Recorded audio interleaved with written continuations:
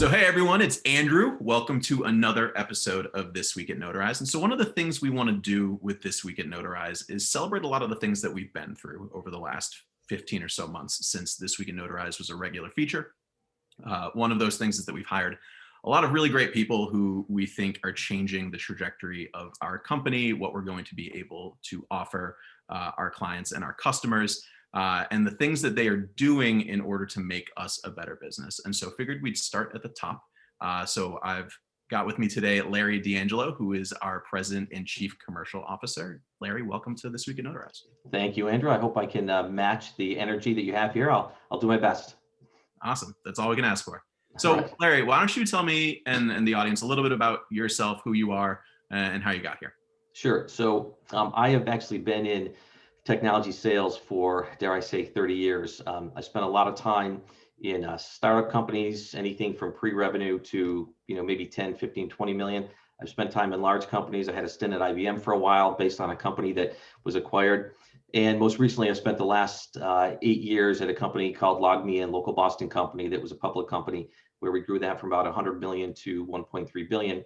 And then between LogMeIn and kind of my journey to Notarize, spent some time in private equity consulting and really guiding some firms in the portfolio, helping them with their go-to-market and spending some time with the CEOs and just on overall business acumen in general.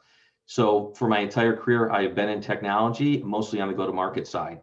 And how I got to Notarize, I actually met Pat about 2 years ago, introduction from Dave Barrett, where they were looking for an outside board member to help provide some insights around the go-to-market in general, given the complexity of the Notarized product and brand, which we'll talk about, but across all these different use cases, applications, and even the technology itself.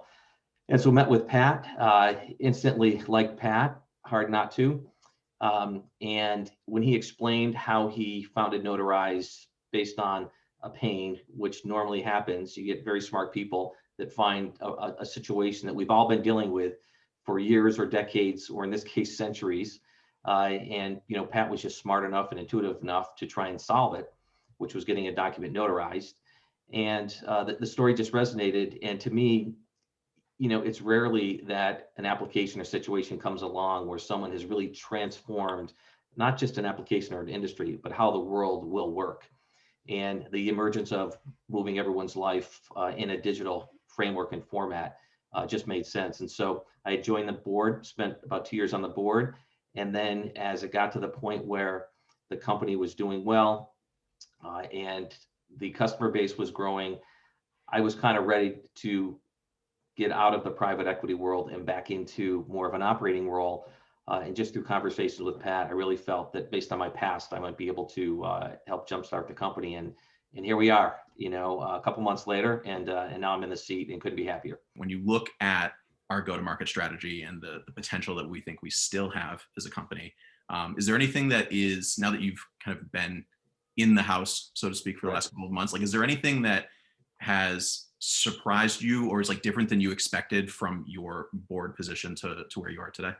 Yeah, it's interesting. Normally you go into a company and you're like, you find the skeletons, which every company has. The one thing I told the board is it's hard to appreciate the amount of potential within current customers, within current and new partners, within just the new business side. It's hard to appreciate the potential until you're in here going through the data, looking at the insights, listening to calls. I mean, it's just remarkable. And I think maybe had I known that, I would have jumped in sooner. But to me, it's stark. The calls that I've been on with the team or with Pat and these large companies, these large financial institutions, banks, private wealth companies, technology companies, calling us and either sending us RFPs that we've influenced or calling us and asking us to help them with their whole digital framework. I think sometimes the notarization piece gets, pigeonholed into, just a utility, which in some instances, maybe you can argue that, but it is the center stone or cornerstone of a lot of people's digital strategy. And so what surprised me is the amount of interest, as you said, Andrew, like you've kind of lived it, you've been here, you've helped develop this. So think of you coming in today, not really knowing much except for what you see from the outside and looking at all the customers and all the prospects and all the potential. It's massive. And this is no doubt in my mind, a multi-billion-dollar opportunity in eventual company. So, and it's all been good, great people. And the good news is what we need to do is what we can control is invest in human capital. And is anyone can see, if you go to the website, you're going to see a lot of positions posted because we need really great people to help us scale. It's like we almost planned that comment, because it leads into my next question, which All is, right. it's funny because people who are tuning in right now don't know that this is the first time that we're actually meeting, that we've had correspondence and whatnot, but this is the first time we're actually face to face.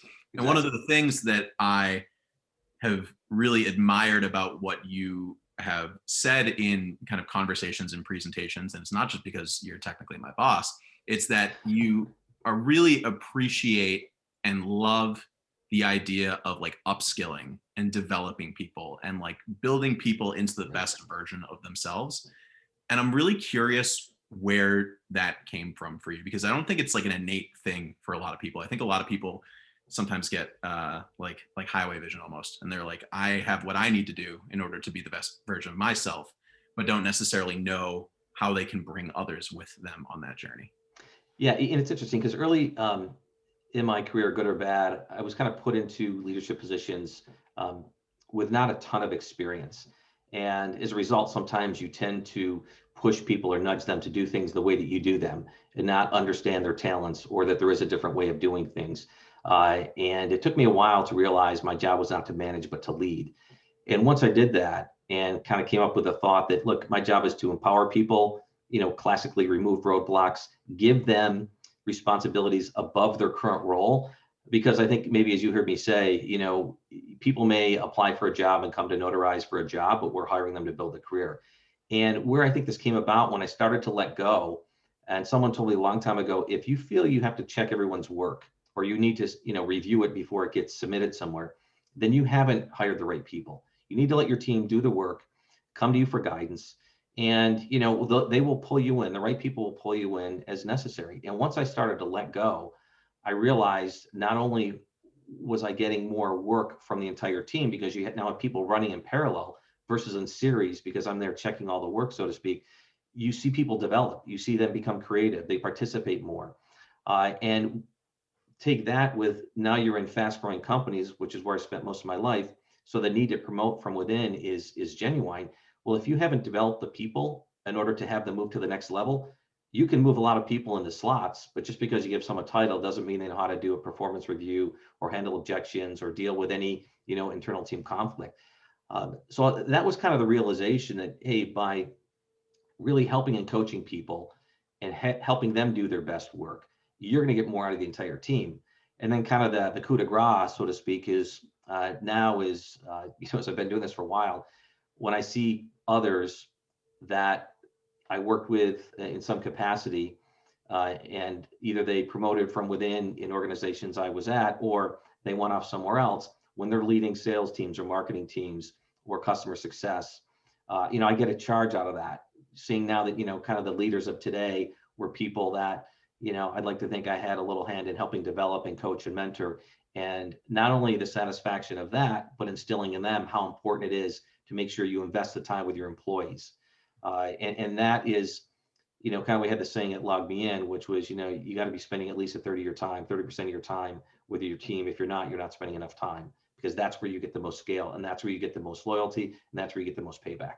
Is there anything about, as we look at, we're kind of at this nexus of like being able to look back at 2020 and understand what it was and how it impacted our business.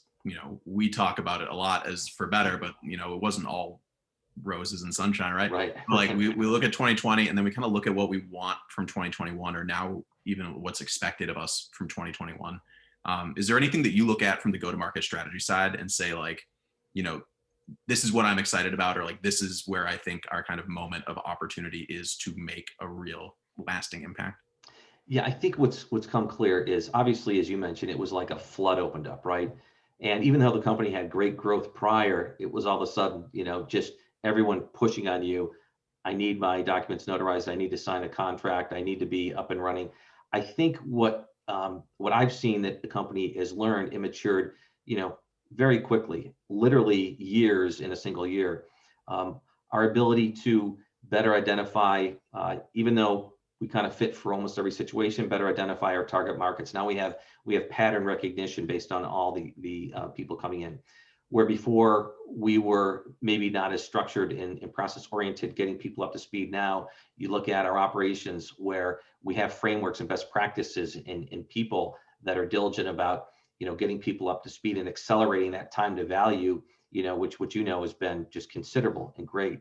I totally agree. And I think the great thing that I have noticed, even as we expand and hire at a pretty remarkable clip, especially considering kind of the environment that we're in these days, Right. is that we've never tried to pretend like we still don't have the tenacity of a startup, right? Like we're still treating it like we're a startup. We're still, pretty nose to the pavement. And I think that's like something that a lot of people internally really feed off of, whether it's because they were here when we were a startup and nose to the pavement and everything like that, or they've really gravitated to the fact that, you can put in a lot of hard work and have your voice be heard and like make a real sizable impact in a company that they feel like is going places. Yeah, I think you're exactly right. And even though, we're hiring to support the scale we've created and then some, like you're still doing multiple things, right? I'm doing multiple things. Everyone, no one shuts the lights off at 5 o'clock and says I'm done, right? It just doesn't work that way. A, because that's not the type of people we hire. B, this is a lot of fun. And C, like run a rocket ship. Like this is not, having been through this, many times. And I tell Pat a lot, this is not natural. All these people calling in, all these people trying to get on your calendar, it's not natural. And so, having people that can hustle and take advantage of this moment in time and this opportunity is paramount. And that's what the people are doing. That's what you guys did even before I ever showed up. I'm kind of the recipient of all your hard work, and I'm okay with that. But hopefully over this next year, we will have scaled to a point where, people are still have that startup mentality, but we have a little more repeatability in the things that we do, which I think is important. Yeah, and we're okay with that too, because the fact that Exactly. you're here means that we must be doing something right. No, Sure. it's all good. It's all good, man. So one of the things that we want to celebrate this week as something that happened this week at Notarize is that we actually announced our partnership with Transamerica, which is Yes. really exciting. And Larry, I thought, you'd be one of the better people to give kind of insight into why this is a big deal and why people should care. Yeah, I think one of the things that you hear a lot of people say, right? The most important companies do business with Notarize, whether they're the biggest in general, the biggest in their industry, or they're most technologically advanced. Transamerica happens to kind of fit all those, which I think we're very fortunate to have them as a customer. And they're using our product, for retirement plan participants to notarize documents. And I think, when you think of the core of Notarize, it was founded as on real estate. And I think this is just one example that shows that our value extends beyond real estate. It extends to any industry, any application, any use case, kind of where the outcomes of work or family events need to keep pace with the velocity of life, right? The idea that you need to wait, 2 months to close on a house doesn't exist anymore. It exists, but it doesn't have to. Our ability to accelerate people's most important moments of life, this is one example of that.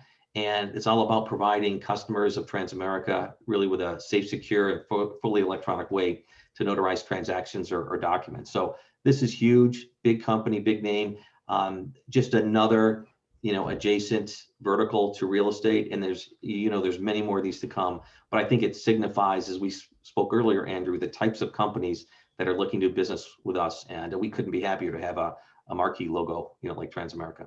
Yeah, and I think it just comes at such an important time, right? Like there's still, we wish there wasn't so much uncertainty, but there still is. And so providing people with access to remote resources that, makes their money a little bit closer in the case of Transamerica is, it's important for them. And, frankly, it's kind of feels good for us, right? Like we want to be able to help people when they have a moment of need, or we want to be able to put people in positions where they can, make choices that are in the best interest of their family. So and they're all important documents, right? Yeah. They're all important documents, hence moments. So I couldn't agree more.